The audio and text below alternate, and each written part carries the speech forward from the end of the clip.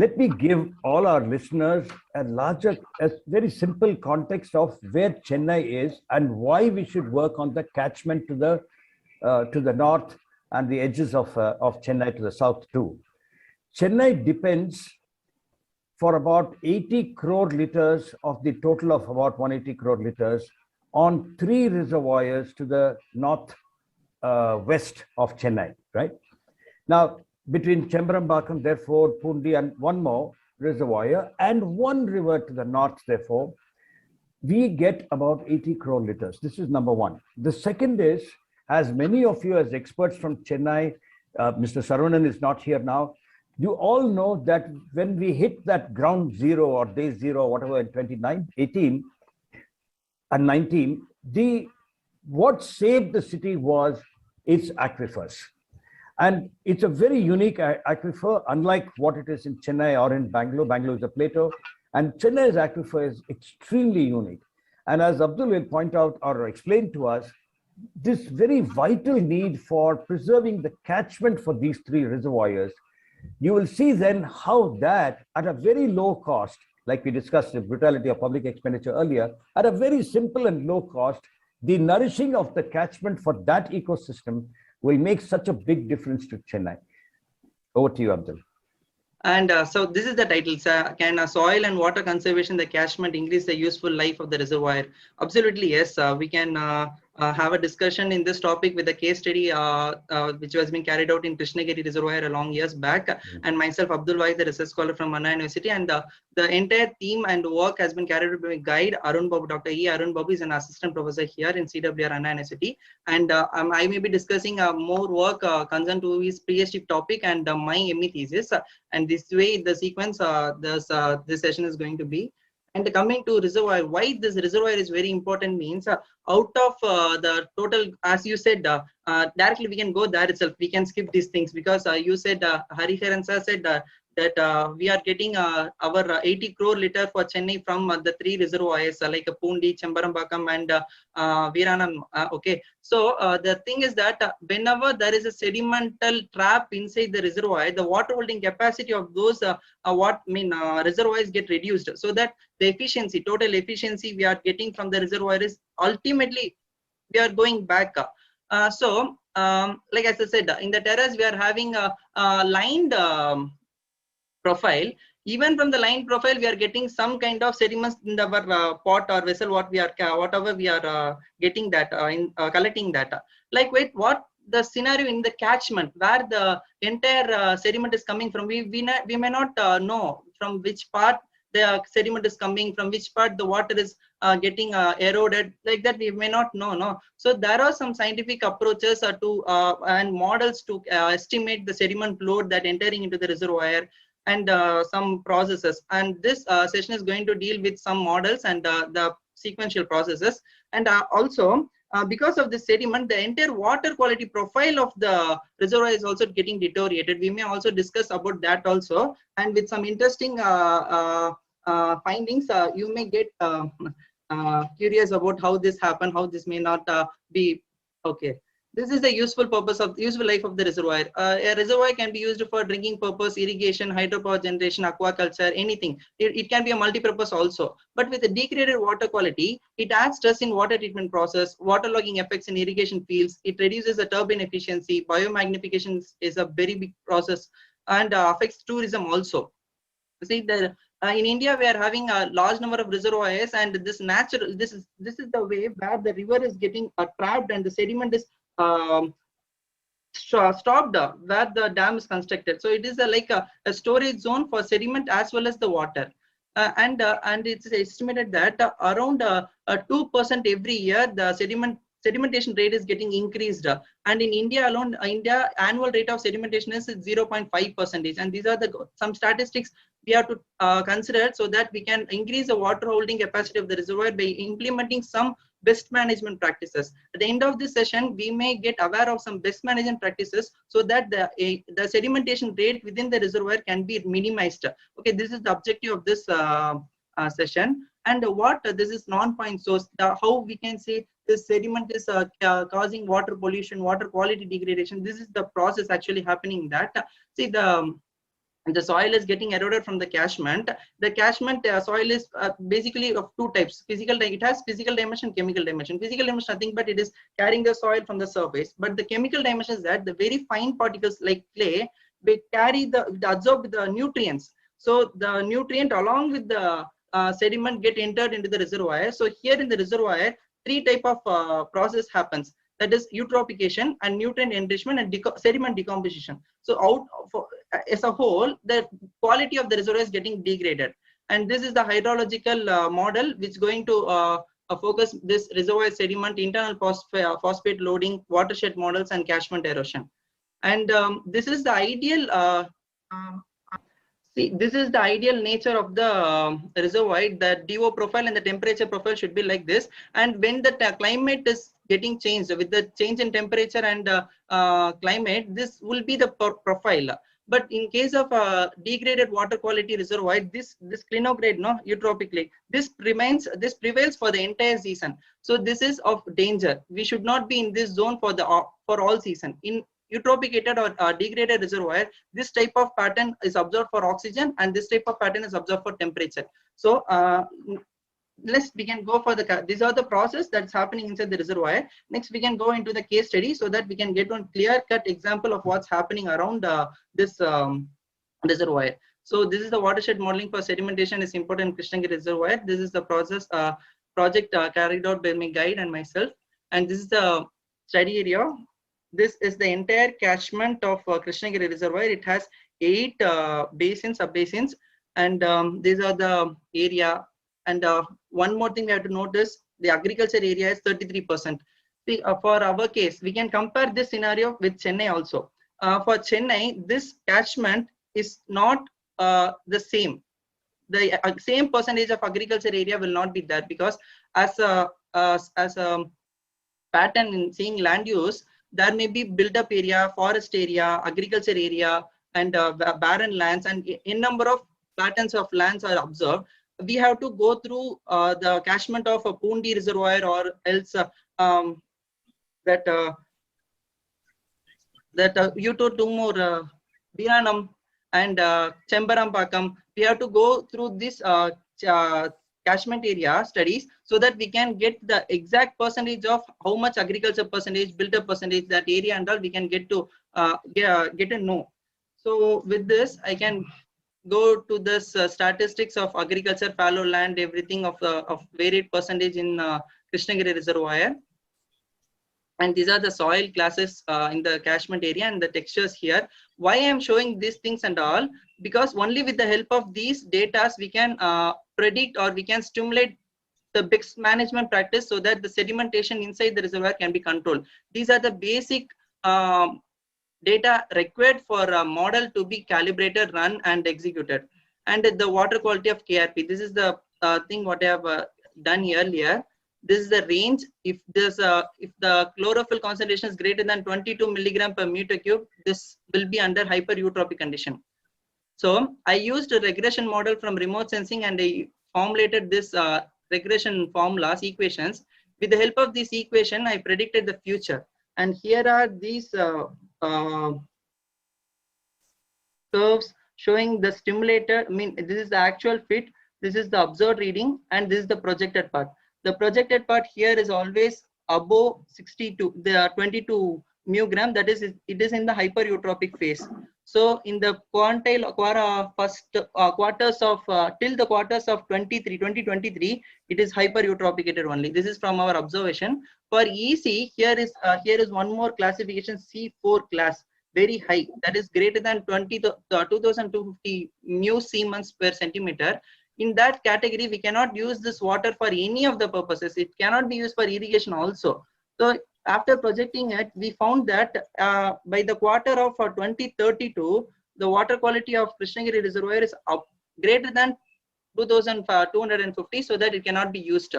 See, these are the points where I took the samples and calibrate. And I found this predicted this this water quality.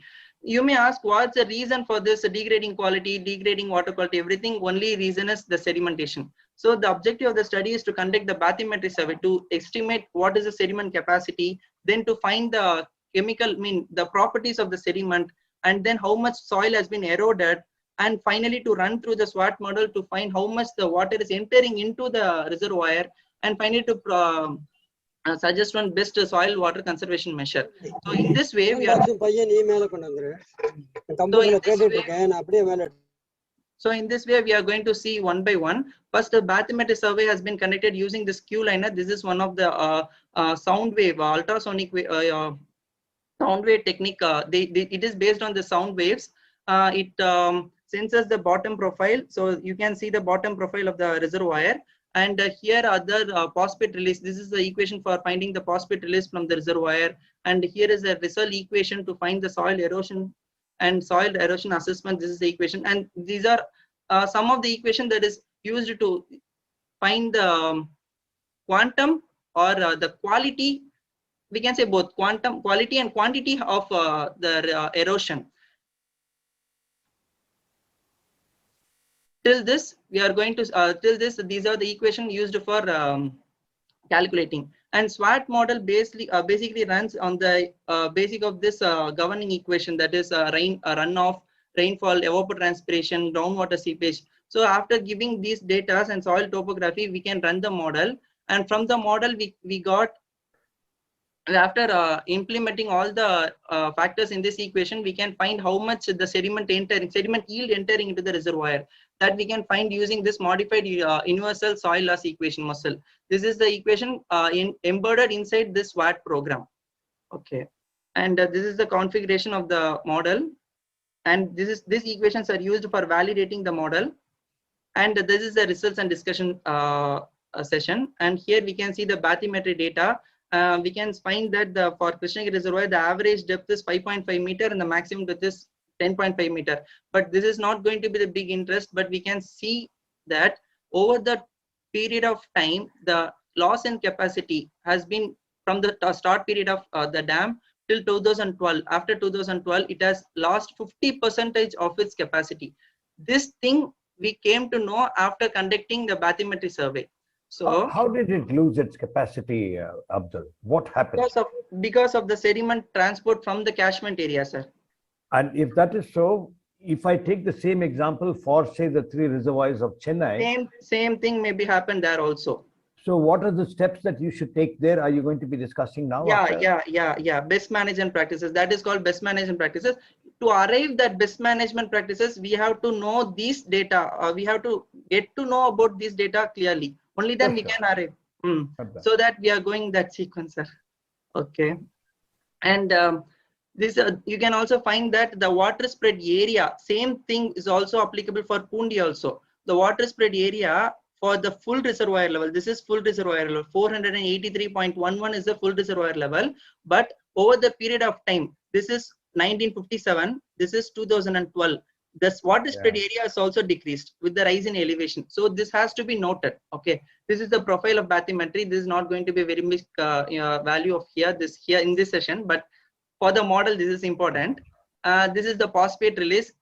You may ask what is there to deal with phosphorus in pore water and all. This phosphorus in pore water is very important because even after stopping the inflow of sediment inside the reservoir, we may get sedimentation. Because the phosphorus internally found in the reservoir may get reactive again. Internally, they may react again and may form eutrophication. That eutrophication bit again deposits. So internal loading is also a factor here. So internal phosphorus is also measured here, and you may find the pH is ranging between acidic and alkaline. This is 6 to 8, and the temperature is also between 27 to 23 to 27. So this thing is very much favorable for the internal phosphorus to react. So these things have been noted while carrying the test, and these are the range of phosphorus in the water spread area. That the concentration of phosphorus is very huge in the places where the DO is very minimum. In the anoxic zone, the reaction is very high. So these are the result. And for running the model, basically, one sediment is getting traveled or soil is getting eroded, means the rainfall is an important factor to be noted. So the rainfall has been monitored at every basin level, sub-basin level, and these are the results of the rainfall.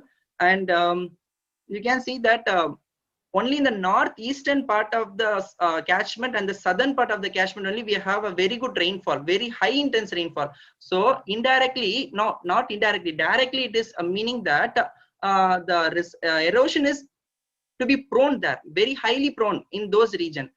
We can validate with the results also. See, this is erodibility factor K. You can find it's very high. This blue is very high in the northeastern part and it's low in the northwestern part and it's very high again in the southern part. This is the erodibility factor. That's steepness. With the help of them, we can generate the slope of the catchment. It is very clear that it is very steep towards the basin. Here it's the reservoir. Okay, this is the reservoir point. This is the entire catchment. So it is a slope with very less slope here and very high slope here.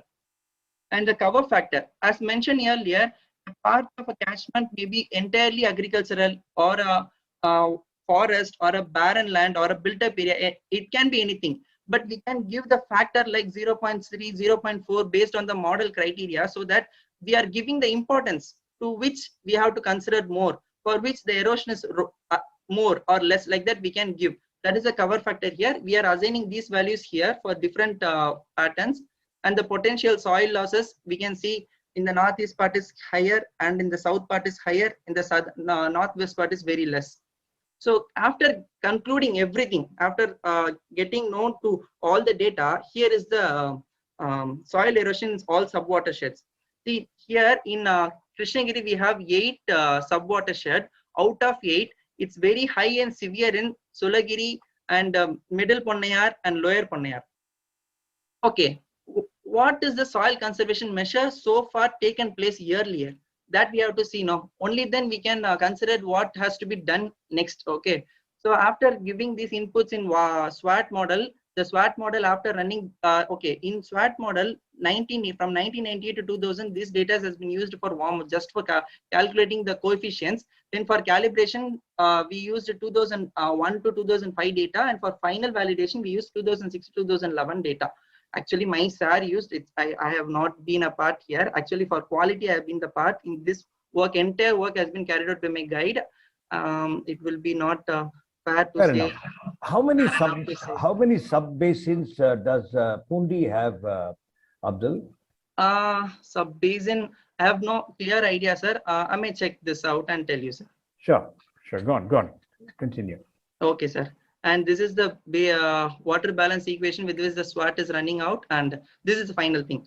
Without any water conservation or soil conservation program, we can see soil erosion tendency here, sediment yield from various basins. That Lower Ponnayar basin and Vepanapalli basin has been given the higher yield of sediment to the reservoir, and the agriculture also activities also going on. So the nutrient also getting increasing inflow into the reservoir. So this is the watershed program has been carried out by TAV Deva, Tamil Nadu Watershed Development Agencies. What they do is they engage stakeholders to implement some soil conservation measures like mulching, stone bunding, field bunding, like that. They engage the stakeholders to carry out these operations. At in Tamil Nadu level, they have carried out 544 microsheds, watersheds, but in Krishnagiri, 46 villages in this catchment has been under this water conservation structures. What are the water conservation structures? Means they have used field bund, they have used a stone wall, and some area they used mulching. And these are the details about the area of total area under the program. And you can see the area has to be treated. After running the model, we got to be 4.24 hectare area, 3.39 hectare area. Like that, we have got the result from the after running the model. Now, our objective will be what kind to select what kind of best management practice that could minimize the soil erosion. So next thing, after plotting this in GIS environment, we may get the levels of watershed program in various years, 2009, 8, 10, 11, every year under this watershed program. Okay, here you can find MUL, mulching, and this is tillage, minimum tillage. This is biofencing. These are some other soil and water conservation program with which we can reduce the sediment yield or soil loss to this much percentage from the above already we saw. So we can see the 8 sub-watersheds here, and it's a percentage reduction in soil loss by incorporating mulching, minimum tilling, and biofencing. So these are the output we got from the SWAT model. Okay, you can see we have a base value with no conservation measure, having some range of yellow and green. That is here it's showing very good sediment yield entering into the reservoir. This has to be minimized. By stone wall, the range has been reduced. By field bunding, somewhat has been reduced. By incorporating minimum tillage, even something has been reduced. From sediment biofencing, completely, this red area is not at all here. So you can see this statistically also. This is the statistical thing. After minimum tillage, biofencing, and mulching, the total sediment load has been drastically brought down to 29,642 in from the mulching action, biofencing, like that. So these are the results. And you can see from agricultural land after conservation up till mulching, after mulching, it has been 5,308 15,538.5 has been reduced. And in scrubland also there's via good change. So these are the likewise in Pundi and Chembaramakam, we can take the land use pattern and we can study it, and we can suggest a best management practice where we have to give biofencing, where we can give other remedial measures, like that. With the help of these models, we can conclude, we can come into a conclusion, we can arrive. Okay. And these are again the statement, these are found in the statemental form. As I said, after cutting off the sedimental entry into the reservoir, there is a possibility of getting sedimented, the reservoir getting sedimented again because of the internal phosphorus load already has been present. So it may take years to get neutralized with the water quality that's been prevailing earlier with the rainfall and all. So first step is to stop the sediment with some remedial measures. So with this, I'm concluding.